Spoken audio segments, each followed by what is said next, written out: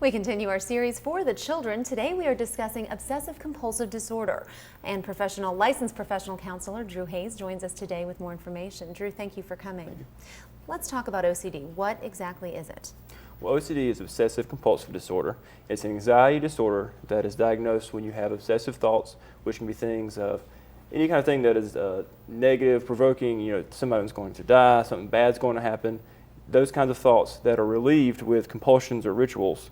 Those are like avoiding certain numbers. That can be cleaning things, hoarding. It can be different issues, different ways to reduce the anxiety related to the obsessions that you have.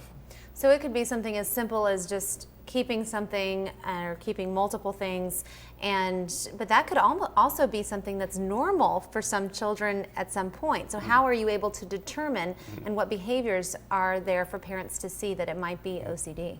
Well, everyone, child and adult, all have different anxiety levels and that sort of thing. And it really becomes when it's a problem when it becomes where it interferes with your life, where you're not able to function normally, when you avoid certain things because of the anxiety, and the rituals become so entrenched in you that your world kind of becomes smaller and smaller and you're not able to go out. For kids, they might not want to go to school, they might not be able to play with friends, they become very withdrawn, that kind of thing. Now, what's the first thing parents should do if they see symptoms or signs of OCD?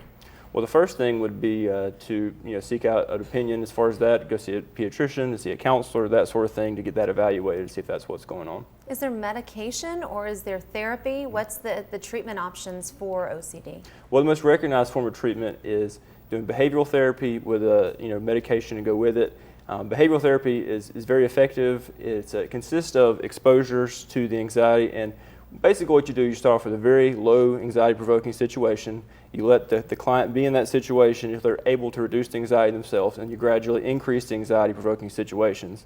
And then over time, they control the anxiety level. They don't need the compulsions anymore, so they don't have to do the rituals. Medication does help. The one downside of medication is that typically when the medication is ended, you have a relapse of symptoms. So it's very important that behavioral therapy continue on past that point.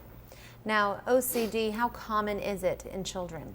In children, about 1 in 200 children have that. In adults, it's a little bit higher, about 1 in 50, so it kind of increases as you go. But about 1 in 200 in children.